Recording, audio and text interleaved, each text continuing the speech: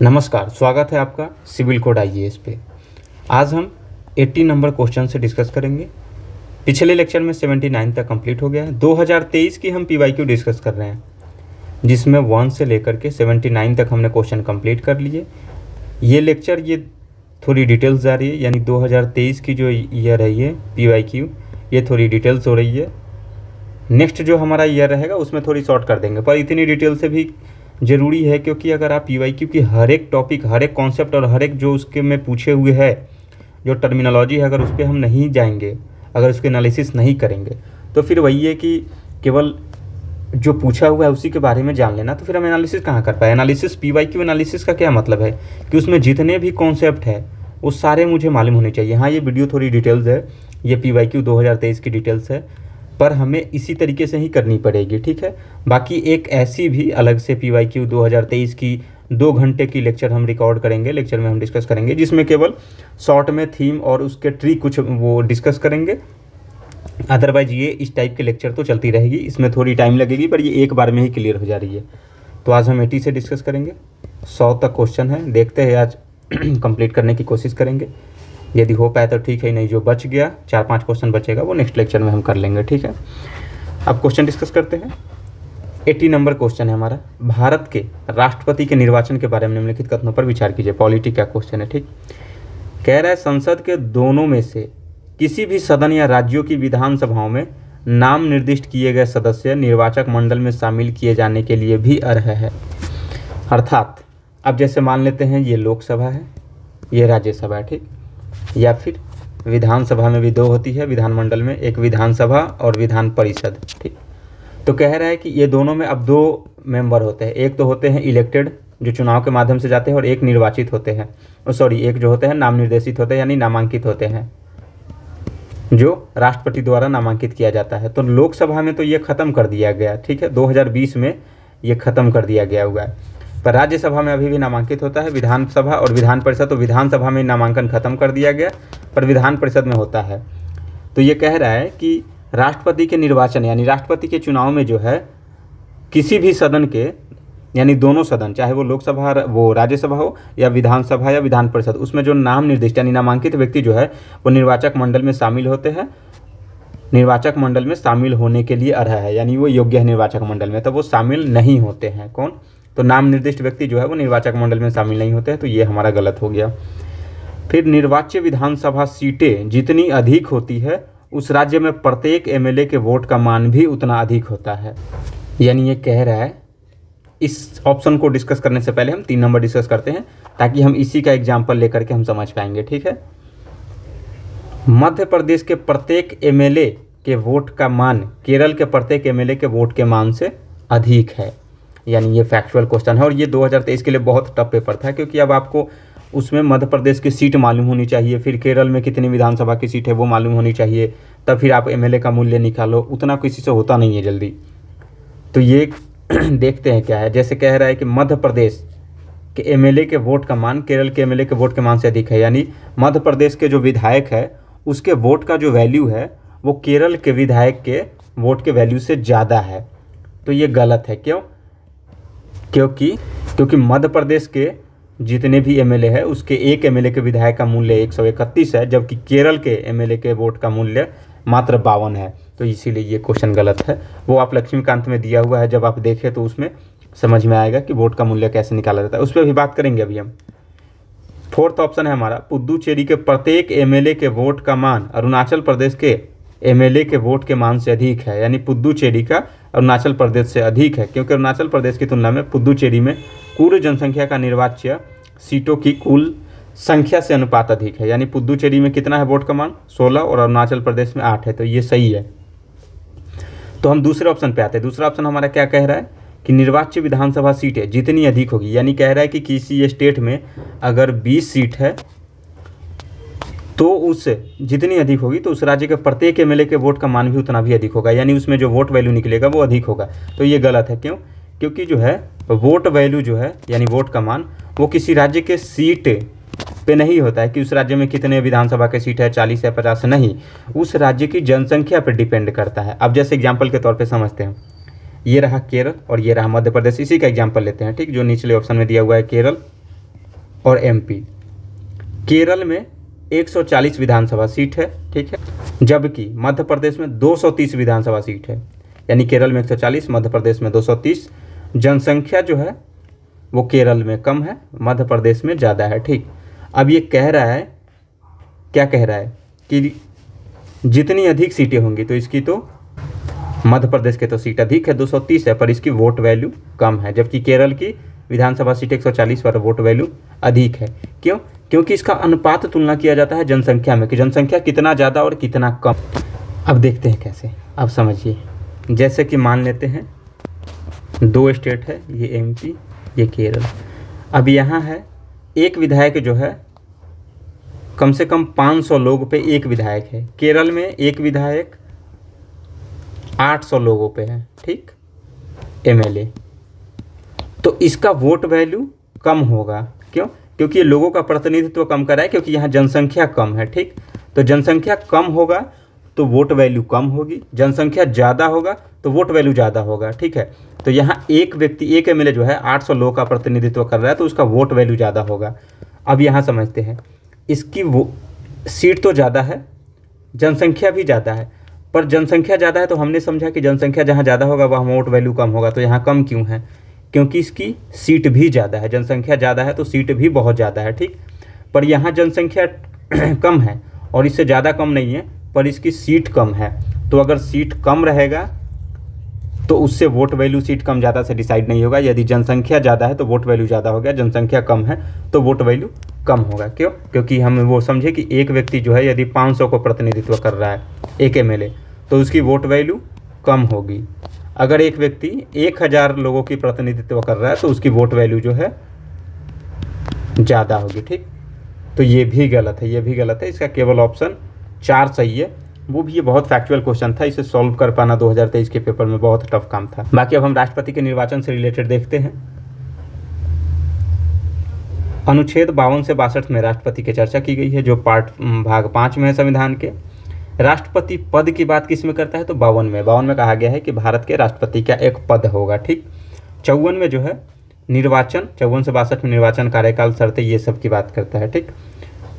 निर्वाचक मंडल की तो राष्ट्रपति का चुनाव जो है प्रत्यक्ष नहीं बल्कि अप्रत्यक्ष होता है। कैसे? कि जो एमएलए या जो एमपी होती है, एमपी निर्वाचित होते हैं, और ये राष्ट्रपति हो गए, प्रेसिडेंट, और ये व्यक्ति हो गए जो हम लोग हो गए, आम जनता हो गए, ठीक। ये इनको वोट करके इलेक्ट करते हैं, तो इनका काम होता है राष्ट्रपति में चुनाव करना, ठीक। ये डायरेक्ट राष्ट्रपति के इलेक्शन में भाग नहीं लेते, इसीलिए इसे अप्रत्यक्ष चुनाव कहा जाता है, क्योंकि जनता प्रत्यक्ष रूप से नहीं चुन रही है राष्ट्रपति, क्योंकि जनता ने एमएलए एमपी को चुना और एमएलए एमपी ने राष्ट्रपति का चुनाव कर रहा है। तो इसीलिए ये अप्रत्यक्ष चुनाव है जनता के लिए, क्योंकि कोई भी चुनाव यदि जनता द्वारा डायरेक्ट चुना जाता है तो वो प्रत्यक्ष चुनाव कहलाएगा, और जनता द्वारा डायरेक्ट ना चुना जा रहा हो तो वो अप्रत्यक्ष चुनाव कहलाएगा, ठीक। अब निर्वाचक मंडल, राष्ट्रपति के चुनाव के लिए निर्वाचक मंडल की वो बनाया जाता है। अनुच्छेद 54 के अनुसार राष्ट्रपति का निर्वाचन निम्नलिखित द्वारा किया जाएगा। यानी अब निर्वाचक मंडल में कौन कौन शामिल होगा? एक मंडल बनाया जाएगा जिसमें वो लोग शामिल होंगे जो राष्ट्रपति को चुनेंगे, उसी को निर्वाचक मंडल कहा जाता है। इसमें शामिल होंगे लोकसभा एवं राज्यसभा के निर्वाचित सदस्य, नॉमिनेटेड नहीं होंगे, नामांकित सदस्य नहीं शामिल होंगे। राज्यों के विधानसभाओं के निर्वाचित सदस्य शामिल होंगे, ठीक। सॉरी, वहाँ एक पहले मिस्टेक हुई थी, विधान परिषद इसमें शामिल नहीं होती है, चाहे वो निर्वाचित हो या मनोनीत, ठीक।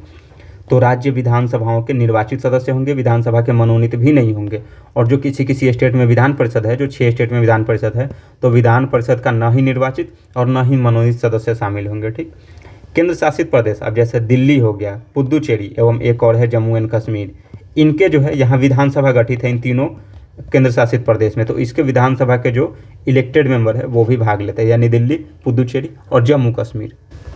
तो ठीक है। अब नामित सदस्य चाहे संसद में हो या विधानसभा में राष्ट्रपति के निर्वाचन में भाग नहीं लेते हैं, ठीक।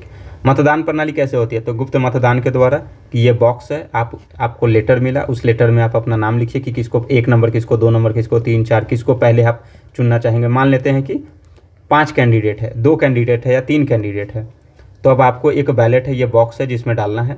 आपको एक मतपत्र मिला, इसमें आप 1 नंबर पे जिसको प्रेफर करना चाहते हैं कि मैं इस व्यक्ति को राष्ट्रपति बनाऊंगा, दूसरे नंबर पे ये प्रेफर, तीसरे ये आप लिख करके इसमें डाल दो। तो यही कह रहा है कि गुप्त मतदान से कोई देखता नहीं है, सीक्रेट बैलेट होती है।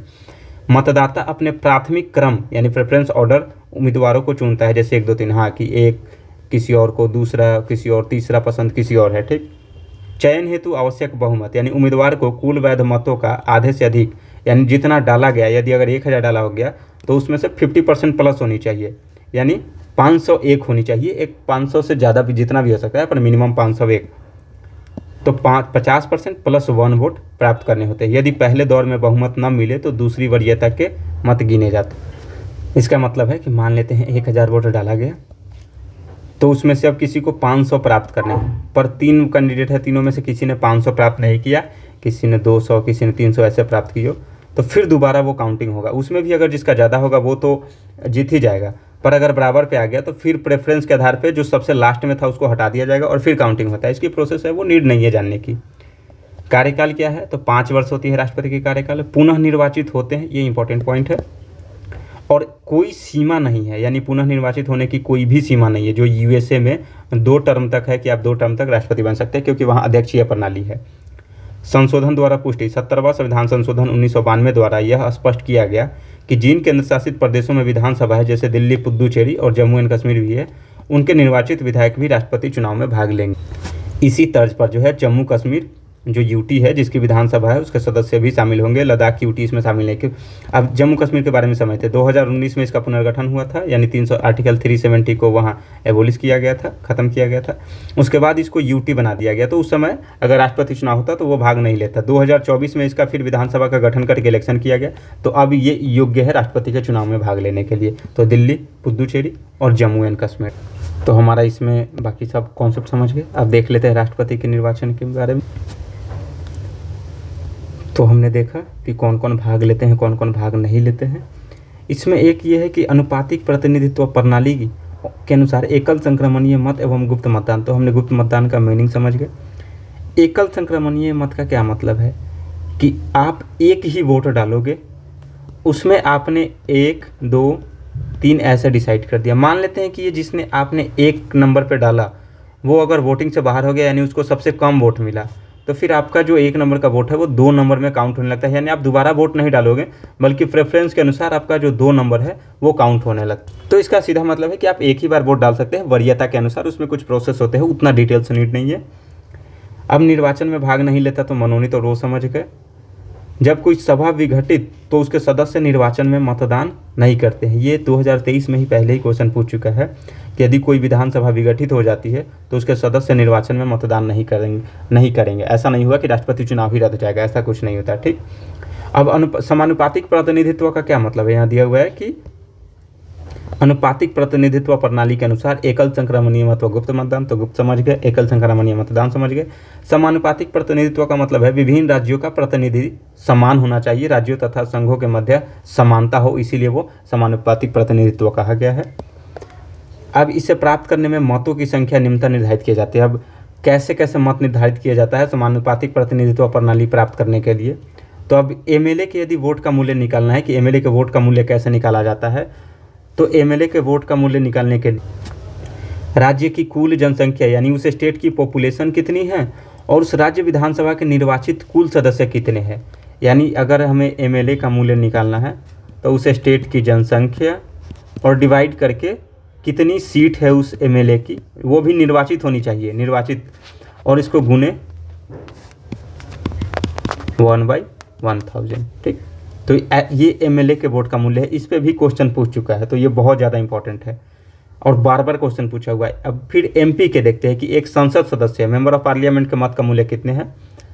तो अब जो विधानसभा वाले सभी राज्य यानी जितने भी विधानसभा वाले राज्य थे या यूटी के जितने भी विधानसभा वाले राज्य थे जिनके एमएलए के कुल मतों का मूल्य, यानी मान लेते हैं कि एक बिहार, हरियाणा, तमिलनाडु, तो इसमें एक एमएलए के वोट का मूल्य मान लेते हैं 4 है, इसमें एक एमएलए का 5 है और यहाँ एक एमएलए का 6 है।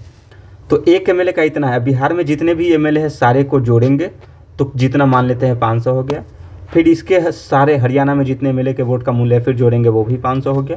फिर तमिलनाडु में जोड़े तो वो भी 500 हो गया, तो 1500 हो गया। तो कह रहा है कि जितने भी स्टेट विधानसभा वाले हैं जो निर्वाचित है उनके मतों का कुल मूल्य, तो मान लेते हैं कि 3 ही स्टेट है, तो ये टोटल कितना 1500 हो जाएगा। तो हम यहाँ कितना डाल देंगे कि कुल मतों का मूल्य 1500 बटा फिर संसद यानी दोनों सदनों के निर्वाचित सदस्य एमपी की कुल संख्या, यानी राज्यसभा में 233 और लोकसभा में 543। तो वही कह रहा है कि ऊपर जितने भी राज्य के एमएलए के टोटल मत का मूल्य, यानी एक राज्य के टोटल एमएलए का मूल्य प्लस जितने भी सभी राज्य उसके टोटल एमएलए का मूल्य बटा में ये लोकसभा और राज्यसभा के कुल सदस्य निर्वाचित वाले। ठीक है। 84वें संविधान संशोधन 2001 के अनुसार अब जैसे मान लेते हैं ऊपर कह रहा है कि जनसंख्या राज्यों में एमएलए के वोट का निकालने के लिए राज्य की कुल जनसंख्या, तो जनसंख्या जो है वो 1971 की जनगणना के अनुसार होनी चाहिए। जनसंख्या तब तक रहेगी जब तक 2026 के उपरांत पहली जनगणना प्रकाशित ना हो जाए। तो अभी भी कौन सी जनगणना राष्ट्रपति द्रौपदी मुर्मू के इलेक्शन में हुआ था, तो 1971 की जनगणना का इस्तेमाल हुआ था। तो हमारा क्वेश्चन था राष्ट्रपति निर्वाचन के बारे में, तो नाम निर्दिष्ट नहीं होता, ये गलत। निर्वाचित विधानसभा सीटें तो नहीं, सीट से मतलब नहीं होता है, जनसंख्या से मतलब होता है कि जनसंख्या अधिक होगा तो सीट की वैल्यू अधिक होगी। एमएलए यानी मध्य प्रदेश के एमएलए का वोट का मान कम है, ये भी गलत है क्योंकि इसमें ज़्यादा दिया हुआ है। पुद्दुचेरी के वोट का मान ज़्यादा है अरुणाचल प्रदेश की तुलना में। तो ये हमारा लेट हो गया, इस क्वेश्चन को डिस्कस करने में टाइम लगा, पर राष्ट्रपति के निर्वाचन से रिलेटेड अब सारी इसमें मुद्दे खत्म हो गए, सारे टॉपिक खत्म हो गया इसमें। ठीक, एक ये है जो पिछले 2023 में ही क्वेश्चन आया था कि राष्ट्रपति चुनाव से संबंधित विवाद की जांच व फैसले सुप्रीम कोर्ट और उसका निर्णय अंतिम होगा। सुप्रीम कोर्ट करेगा और उसका निर्णय अंतिम हो जाएगा। सुप्रीम कोर्ट द्वारा निर्वाचन को अवैध घोषित यानी व्यक्ति की राष्ट्रपति के रूप में नियुक्ति को अवैध मान लिया गया तो घोषणा से पूर्व उसके द्वारा किया गया कार्य अमान्य नहीं होंगे। यानी राष्ट्रपति चुनाव हुआ, राष्ट्रपति चुने गए और मान लेते हैं कि 10 दिन बाद वो चुनाव शून्य घोषित किया गया, तो 10 दिन में जो कार्य हुआ वो अवैध नहीं होगा। कार्य वैध रहेगा, चुनाव रद्द हो जाए, राष्ट्रपति हट जाए, पर वो कार्य किया गया वो वैध रहेगा। राष्ट्रपति चुनाव को इस आधार पर चुनौती नहीं दी जा सकती कि निर्वाचक मंडल अपूर्ण है। यानी कि मान लेते हैं कि राष्ट्रपति चुनाव को इसलिए चुनौती दे दी गई क्योंकि कोई राज्य की विधानसभा शामिल नहीं हुआ, क्योंकि उसका विधानसभा भंग हो गया था, तो ऐसे नहीं किया जा सकता, ये प्रोविज़न नहीं है। ठीक, अगर वो भंग भी है तो भी राष्ट्रपति का इलेक्शन होगा, वो उसका सदस्य भाग नहीं लेगा। चुनाव में निर्वाचित होने के लिए निश्चित कोटा या निर्वाचन कोटा या मत का एक निश्चित भाग प्राप्त करना होता है, तो वह कितना होता है, तो चुनाव में डाले गए वैध मतों की कुल संख्या बटा कुल उम्मीदवार, यानी चुनाव में कितने वैध मत डाले गए और कुल उम्मीदवार कितने, यदि 2 उम्मीदवार है तो 2 और फिर सब में 1 जोड़ देते हैं, यानी कुल वैध मत बटा 2, 1 + 1 + 1। ठीक, अब हम नेक्स्ट क्वेश्चन की ओर मूव करते हैं।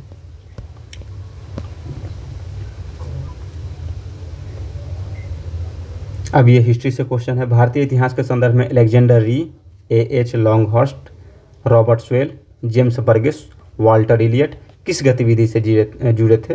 पुरातात्विक खनन, औपनिवेशिक भारत में अंग्रेजी प्रेस की स्थापना, देसी राजवाड़ों में गिरजाघर की स्थापना और औपनिवेशिक भारत में रेल का निर्माण। ठीक, तो इसका ऑप्शन ए आंसर होगा पुरातात्विक खनन के लिए। ये भी क्वेश्चन टफ था, पर आप देख सकते हैं इतने जो नाम है इसमें ट्रिक यूज किया जा सकता है कि हम मॉडर्न हिस्ट्री में पढ़ते हैं तो अंग्रेजी प्रेस स्थापना से रिलेटेड इसमें से कोई भी नहीं आता है और देसी इसमें भी नहीं आता है, औपनिवेशिक भारत में रेल के निर्माण में भी नहीं आता है, क्योंकि ये अगर आप मॉडर्न हिस्ट्री में पढ़े होइएगा तो इन तीनों में तो ये पता है कि इन तीनों में नहीं आता है, इसमें नहीं पता है, तो ये हो जाएगी। अब हम समझते हैं पुरातात्विक खनन। अलेक्जेंडर री एक ब्रिटिश पुरातात्विक थे जिन्होंने मुख्य रूप से दक्षिण ब्रिटिश भारत तमिलनाडु के पलवरम की पहाड़ियों में कब्र खोदने में काम किया था। अलेक्जेंडर री। सर वाल्टर इलियट औपनिवेशिक भारत में एक ब्रिटिश सिविल सेवक थे। 1845 में उन्होंने अमरावती स्तूप, महत्वपूर्ण मूर्तियों की खुदाई की अमरावती स्तूप में। भारतीय पुरातत्व सर्वेक्षण विभाग की स्थापना अलेक्जेंडर कनिंघम ने किया था, हाँ 1861 में की थी। कनिंघम इसके प्रथम महानिदेशक थे। कनिंघम को भारतीय पुरातत्व का जन्मदाता यानी भारतीय पुरातत्व का पिता भी कहा जाता है। 1902 ईस्वी में जॉन मार्शल के द्वारा इसका पुनर्गठन हुआ था। ठीक, तो ये बस नाम याद रखने की जरूरत है कि Alexander Rea, A.H. Longhurst, Robert Sewell, James Burgess, Walter Elliot. और इसके बारे में अब देखते हैं कि औपनिवेशिक भारत में अंग्रेजी प्रेस की स्थापना का क्या बैकग्राउंड रहा है। तो भारत का पहला समाचार जो है हिक्की बंगाल गजट, संस्थापक जो है जेम्स ऑगस्टस हिक्की, स्थापना वर्ष जो है 1780 में हुआ था। स्थान कहाँ था, तो कोलकाता यानी तत्कालीन कलकत्ता में पहला था, तो यही हिक्की बंगाल्स गजट था। भारत का पहला समाचार पत्र है। सरकारी नियंत्रण और प्रेस पर प्रतिबंध के मामले में देखें तो पहला जो है 1799 में लॉर्ड वेलेस्ली का सेंसरशिप ऑफ प्रेस एक्ट आया था। प्रेस को सरकार से पूर्व अनुमति लेनी होती थी, यानी पहले सरकार अनुमति लेगी, उसके बाद कोई अगर आर्टिकल या कुछ प्रेस करना है या प्रेस स्थापित करना है तो लाइसेंस लेनी पड़ेगी। उद्देश्य था फ्रांसीसी प्रभाव और विद्रोहों को रोकना। ताकि प्रेस में कोई अंग्रेजों के विरुद्ध कुछ ना छाप सके। 1823 लाइसेंसिंग नियम लॉर्ड हेस्टिंग्स द्वारा। बिना सरकारी लाइसेंस कोई भी प्रेस नहीं चला सकता था, भारतीय प्रेस के उदय को रोकने की कोशिश की गई थी। 1835 में मेटकफ अधिनियम, प्रेस का मैग्ना कार्टा कहा जाता है। लॉर्ड मेटकफ ने प्रेस की स्वतंत्रता दी, ये बहुत इंपॉर्टेंट है। केवल प्रेस के पंजीकरण की आवश्यकता रखी गई, परिणाम भारतीय एवं अंग्रेजी प्रेस का तेजी से विकास हुआ। बाकी और सब भी प्रेस अधिनियम है बहुत सारे, रिपन के समय में आया था, लॉर्ड लिटन था, बाकी वो सब आप मॉडर्न हिस्ट्री में पढ़े, ठीक है। देसी राजवाड़ों में गिरजाघरों की स्थापना की बात करें तो औपनिवेशिक भारत में ब्रिटिश शासन के समय देश का एक बड़ा भाग देसी रियासतों के अधीन था, सही बात है। ये राज्य नाम मात्र स्वतंत्र थे पर ब्रिटिश सरकार से परोक्ष नियंत्रण में आते थे। ब्रिटिश काल में ईसाई मिशनरियों को भारत में प्रचार की अनुमति मिल गई। ब्रिटिश सेनाओं, अधिकारियों, उनके परिवारों के लिए गिरजाघर बनाए जाने लगे। जब इनके ईसाई मिशनरियों की अनुमति मिल गई तो ब्रिटिश सेनाओं, अधिकारियों, उनके परिवारों के लिए गिरजाघर बनाए जाने लगे। इसी प्रकार देसी राजवाड़ों में गिरजाघरों की स्थापना धार्मिक प्रचार और औपनिवेशिक सांस्कृतिक प्रभाव दोनों का परिणाम था। अब देखते हैं कहाँ कहाँ स्थापित हुआ था गिरजाघर। तो त्रावणकोर केरल, रानी लक्ष्मीबाई और त्रावणकोर के शासकों ने मिशनरियों को शिक्षा व स्वास्थ्य संस्थान खोलने की अनुमति दी। संत मैरीज चर्च, तिरुवंद्रम CSI चर्च, फिर मैसूर में संत फिलोमेना चर्च, ये मैसूर भारत के सबसे बड़े गिरजाघरों में से एक है। 1936 में पूर्ण हुआ था। गौथिक स्थापत्य शैली का उत्कृष्ट उदाहरण है कौन? तो संत फिलोमेना चर्च जो है। बड़ौदा का our lady of rosary church Gaikwad शासकों के समय यूरोपीय प्रभाव को दिखाता है। जयपुर में जो है संत एंड्रयू चर्च 1872 में महाराजा सवाई राम सिंह द्वितीय ने ब्रिटिश रेजिडेंटों के लिए भूमि दान की थी। हैदराबाद में संत Joseph cathedral Holi Trinity church है। और गोवा में बेसिलिका ऑफ बॉम जेसस। तो कुछ एक स्टेट है जिसमें ये चर्च है कि त्रावणकोर केरल में हो गया, मैसूर में, बड़ौदा में, जयपुर, हैदराबाद, गोवा पुर्तगाली राज्य था उस टाइम पे। अब ये देखते हैं रेल का निर्माण। तो रेल का भारत में पहली रेल सेवा 16 अप्रैल 1853 को बॉम्बे से थाने के बीच 34 किलोमीटर चली थी। इसे ग्रेट इंडियन पेनिनसुला रेलवे यानी GIPR, great Indian peninsula railway ने शुरू किया। बाद में ईस्टर्न रेलवे यानी हावड़ा टू रानीगंज 1854 में, मद्रास रेलवे 1856 में आदि बनी। यानी पहले कौन? तो बम्बई से थाने जो मुंबई में है 16 अप्रैल 1853 34 किलोमीटर की थी। उसके बाद eastern railway Howrah to Raniganj 1854 में, फिर मद्रास वगैरह बहुत सारा बना। तो ये हमारा क्वेश्चन क्लियर। नेक्स्ट क्वेश्चन है 82 नंबर, निम्नलिखित युग्मों पर विचार कीजिए। स्थल जिसके लिए जाना जाता है। बेसनगर किस चीज़ के लिए जाना जाता है?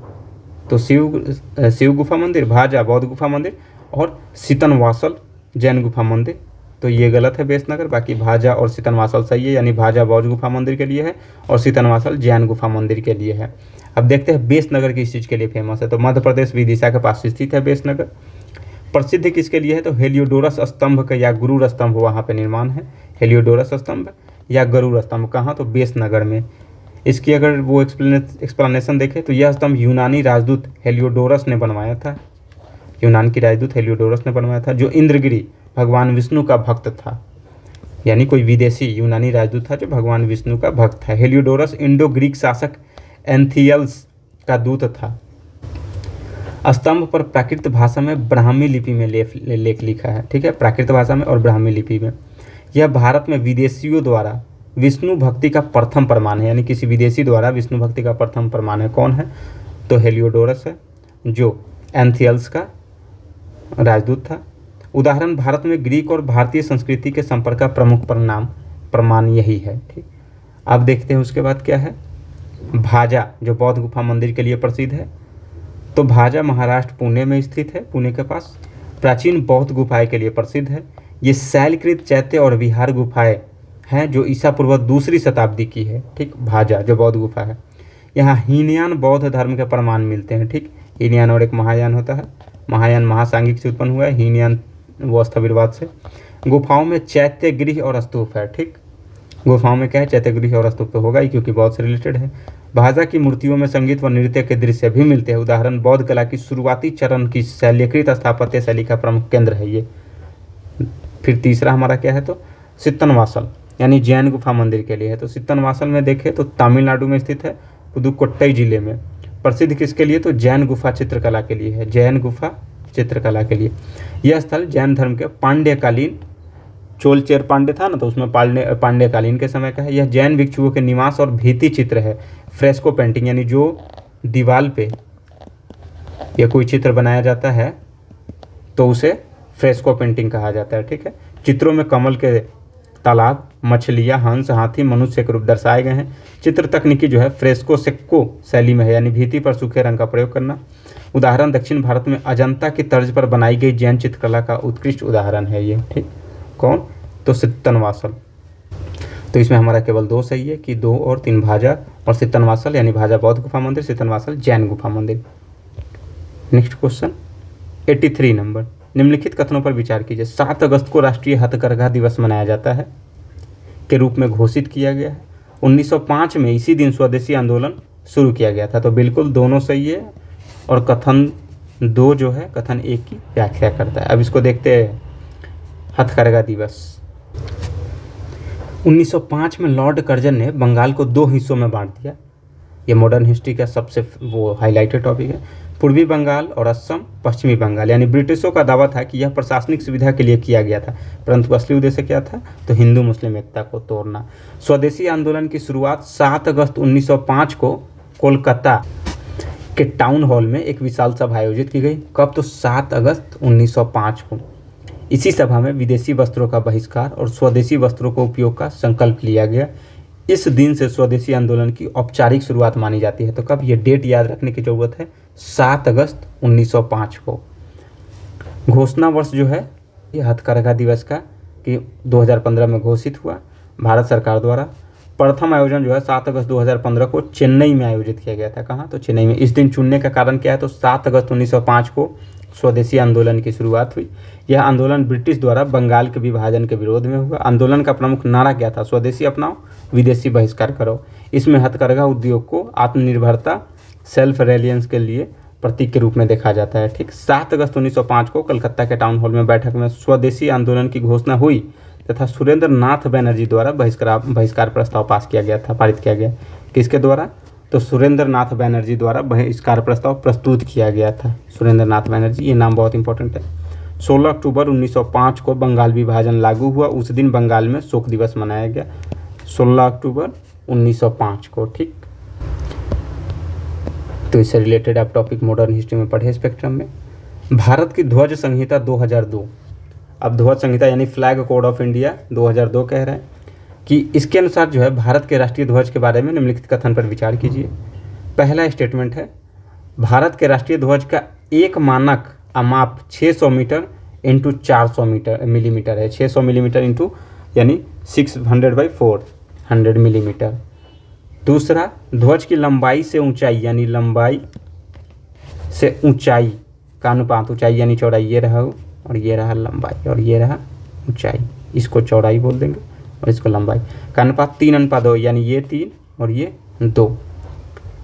तो ये गलत है कथन 1, कथन 2 सही है। तो इसमें क्या है कि कथन 1 गलत है किंतु कथन 2 सही, क्योंकि अब ये तो फैक्चुअल क्वेश्चन है, ये पॉलिटी के लास्ट में दिया हुआ है, ये तो पढ़ना पड़ेगा। बट ये देखिए, इसमें कह रहा है कि भारत के राष्ट्रीय ध्वज का एक मानक का माप है, यानी क्या भारत के राष्ट्रीय ध्वज केवल इतना ही मिलीमीटर की लंबाई से बनता है क्या? छोटा बड़ा ये सब नहीं बनता? तो बनता है। तो ये एक जो दिया हुआ है ये एक्सट्रीम वर्ड है कि क्या एक ही मानक का माप है? तो नहीं, ये गलत है। क्यों? क्योंकि उसकी अब हमने देखा है जब 15 अगस्त आती है या वो 26 जनवरी जो भी फ्रीडम डे आती है, तो उस दिन कोई छोटा रखे रहता है, कोई बड़ा, कहीं अगर सार्वजनिक स्थल पे और बड़ा लग गया। तो ऐसा तो थोड़ी नहीं है कि केवल 600 मिलीमीटर या 400 मिलीमीटर का है, तो ये गलत है। बाकी देखते हैं वो ध्वज संहिता के बारे में।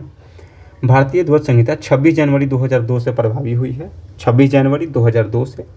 इसका उद्देश्य है भारतीय राष्ट्रीय ध्वज के प्रयोग, प्रदर्शन और सम्मान से संबंधित नियमों को एकीकृत रूप में प्रस्तुत करना। पहले तक अलग अलग सरकारी आदेश थे जिन्हें एक साथ लाकर फ्लैग कोड ऑफ इंडिया 2002 बनाया गया। इसका प्रोविज़न क्या है? तो राष्ट्रीय ध्वज का विवरण है पहला में कि आकृति आयताकार होती है, अनुपात जो है 3:2 यानी 3:2 होता है लंबाई चौड़ाई के हिसाब से। रंग जो है शीर्ष पर केसरिया होगा जिससे सैफरॉन, मध्य में श्वेत वाइट और नीचे हरा ग्रीन। अशोक चक्र क्या है? तो 24 तीलियाँ होती है, गहरे नीले रंग की होती है वो, और श्वेत पट्टी के बीच में स्थित होती है, तिलियो यानी स्पॉक्स।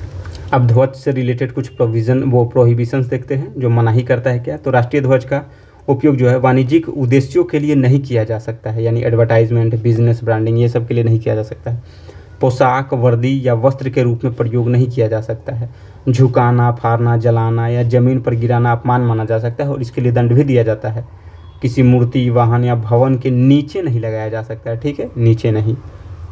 अब सामग्री देखें तो पहले केवल खादी या हाथ से बुने कपड़े से झंडे बनने की अनुमति थी, लेकिन 2021 में संशोधन के बाद जो है पॉलिएस्टर या मशीन से बने कपड़ों की भी अनुमति दी गई। ये क्वेश्चन पूछा भी इसीलिए था क्योंकि 2021 में संशोधन हुआ था।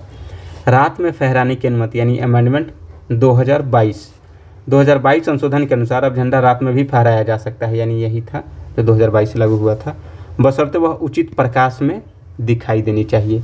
कब और कहाँ फहराया जा सकता है, तो अब कोई भी नागरिक किसी भी दिन तिरंगा, कोई भी नागरिक, ठीक, किसी भी तिरंगा फहरा सकता है, परंतु उचित गरिमा और सम्मान के साथ। अब जैसे एग्जाम्पल में हर घर तिरंगा अभियान चला था, पहले यह केवल राष्ट्रीय पर्वों यानी 26 जनवरी, 15 अगस्त, 2 अक्टूबर तक सीमित था, अब इसकी कोई सीमा नहीं है। ध्वज अपमान निवारण अधिनियम 1971 इसी से रिलेटेड है, देखते हैं। फ्लैग कोड के साथ साथ यह अधिनियम भी लागू होता है।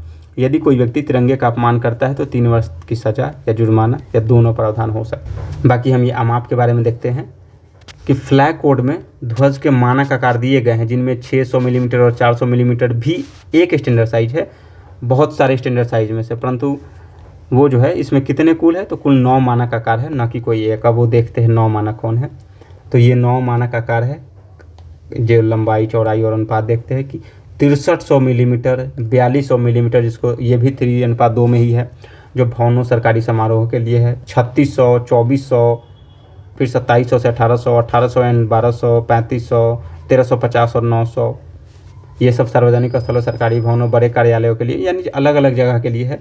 अंतिम 150 से 100 तक है, यानी स्टार्ट कहाँ से होती है, तो इसमें डेटा याद करने की ज़रूरत नहीं है, बस 9 मानक है, ये ध्यान रखें।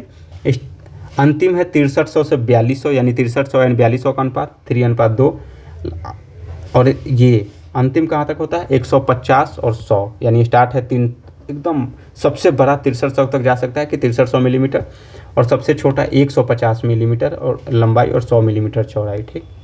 और यहाँ 6300 और 42। नेक्स्ट क्वेश्चन देखते हैं हमारा क्या है, 85 नंबर क्वेश्चन। संविधान दिवस के बारे में निम्नलिखित कथनों पर विचार कीजिए। नागरिकों के बीच संवैधानिक मूल्यों को संवर्धित करने के लिए संविधान दिवस प्रतिवर्ष 26 नवंबर को मनाया जाता है। पहला कथन सही है, क्योंकि 26 नवंबर 1949 को हमारा संविधान लागू हुआ था। दूसरा स्टेटमेंट कह रहा है कि 26 नवंबर 1949 को भारत की संविधान सभा ने भारत के संविधान का प्रारूप तैयार करने के लिए डॉक्टर भीमराव अम्बेडकर की अध्यक्षता में एक प्रारूप समिति बनाई थी। कि 26 नवंबर 1949 को तो संविधान लागू हुआ था, अगर इसी दिन प्रारूप समिति बनेगा तो संविधान का वो ढांचा कौन तैयार करेगा, तो ये पहले ही बनी हुई थी, तो ये गलत है। ये तो बहुत ईजी क्वेश्चन है, पर फिर देखते हैं, इसकी हम एनालिसिस करते हैं।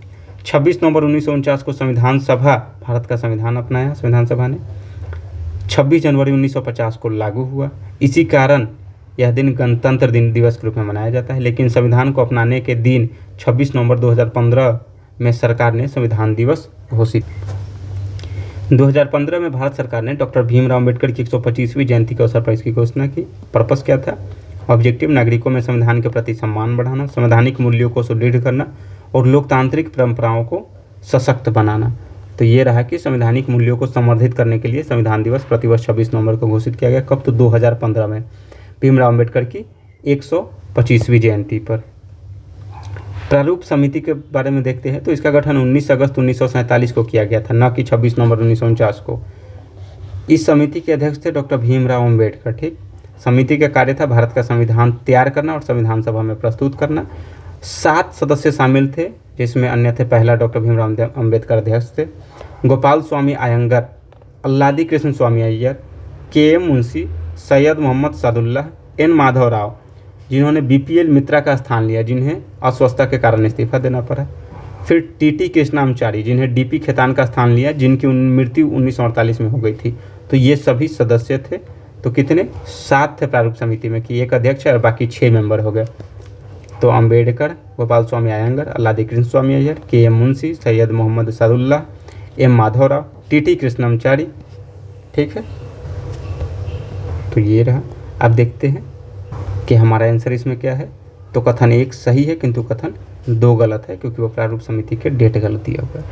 निम्नलिखित कथनों पर विचार कीजिए। 86 नंबर क्वेश्चन, स्विट्जरलैंड मूल्य के आधार पर स्वर्ण के अग्रणी निर्यातकों में से एक है। स्विट्जरलैंड के पास विश्व का दूसरा विशालतम स्वर्ण है, ठीक है।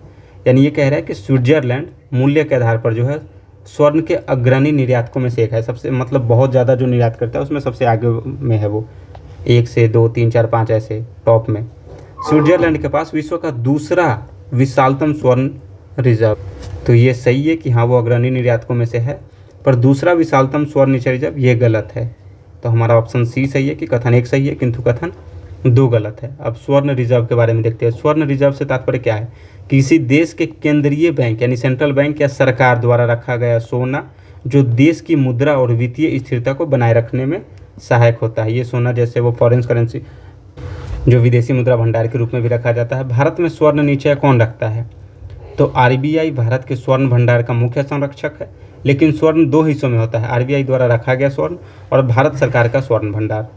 स्वर्ण निश्चय का महत्व क्यों? तो मुद्रा का समर्थन करता है, यानी सोना देश की मुद्रा को स्थिरता प्रदान करता है। अब जैसे कभी डॉलर का रेट ऊपर नीचे बहुत ज़्यादा, कभी डॉलर का डीडॉलराइजेशन हो गया और कोई विदेशी मुद्रा भंडार पूरे डॉलर में रखा हुआ है तो वो तो ख़त्म हो गया। अब मान लेते हैं डॉलर का मूल्य अभी $1 बराबर 80 रुपये है और कोई बहुत डॉलर रखा हुआ है।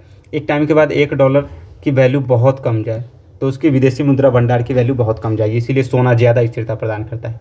विदेशी मुद्रा भंडार का हिस्सा होता है, बिल्कुल सोना विदेशी मुद्रा भंडार का एक प्रमुख घटक है। अन्य घटक क्या क्या है सोना का? तो विदेशी मुद्रा परिसंपत्ति यानी फॉरेन करेंसी एसेट, किसका? विदेशी मुद्रा भंडार का। विशेष आहरण अधिकार एसडीआर होता है, अंतर्राष्ट्रीय मुद्रा कोष में आरक्षित। तो सोना जो है विदेशी मुद्रा परिसंपत्ति के रूप में भी, विशेष आहरण अधिकार, ये दोनों आईएमएफ से रिलेटेड है। जब आईएमएफ पढ़े तो ये देख ले। संकट के समय सुरक्षा कवच के रूप में, क्योंकि वो स्थिर रहता है, सेफ हेवन कहा जाता है। मुद्रास्फीति से सुरक्षा, यानी जब मुद्रास्फीति बढ़ती है तो सोने का मूल्य भी बढ़ता है, यानी यह मूल्य संरक्षण का साधन है। ये अगर इसका कानूनी आधार देखें भारत के संदर्भ में तो आरबीआई एक्ट 1934 की धारा 33 के अनुसार जो है आरबीआई को अपने इशू डिपार्टमेंट यानी जो जारी करने वाली डिपार्टमेंट में न्यूनतम स्वर्ण और विदेशी मुद्रा भंडार बनाए रखना अनिवार्य है, और वो न्यूनतम कितना है वो आरबीआई द्वारा डिसाइड किया गया है। यह भंडार भारतीय मुद्रा के अस्थायित्व का आधार होता है। अब देखते हैं ये स्विट्जरलैंड जो है मूल्य के आधार पर स्वर्ण के अग्रणी निर्यातकों में से एक है, यानी मूल्य के आधार पर, यानी ज़्यादा मूल्य का सोना वो निर्यात करता है। 2021 में स्विट्जरलैंड ने सोने में $86.7 बिलियन का निर्यात किया, जिससे यह दुनिया में सोने का पहला सबसे बड़ा निर्यातक बन गया। ठीक, स्विट्जरलैंड के पास दुनिया का 7वां सबसे बड़ा सोने का भंडार है। दुनिया में सोने का सबसे बड़ा भंडार ऑस्ट्रेलिया के पास है। ये डेटा उस टाइम की है। अभी की डेटा क्या है? अभी नंबर 1 पे यूनाइटेड स्टेट्स है जिसके पास सोने का रिजर्व सबसे ज़्यादा है, फिर जर्मनी है दूसरे नंबर पे, फिर तीसरे नंबर पे आईएमएफ है, क्योंकि इसमें बैंकों का वो अलग अलग देश के बैंकों का एसडीआर में के रूप में होता है और अन्य रूप में भी होता है। इटली है, फ्रांस है, रसिया है, चाइना है, स्विट्जरलैंड अब 8वें नंबर पे आ गया, इंडिया, जापान, यानी इंडिया 9वें नंबर पे है। तो इंडिया के पास कितने? 876 टन है। अमेरिका के पास 3352 टन सोना है उसके पास। आईएमएफ के पास ये अमेरिका के पास 81,336 टन सोना। जर्मनी के पास 3352, यानी अमेरिका और इंडिया में 81,336 और 876, बस। तो ये इतने टन सोना का अंतर है। इंडिया 9वें नंबर पे है। इंडिया के पास जून 2015 में था 557, जो $19.7 बिलियन की वैल्यू का था।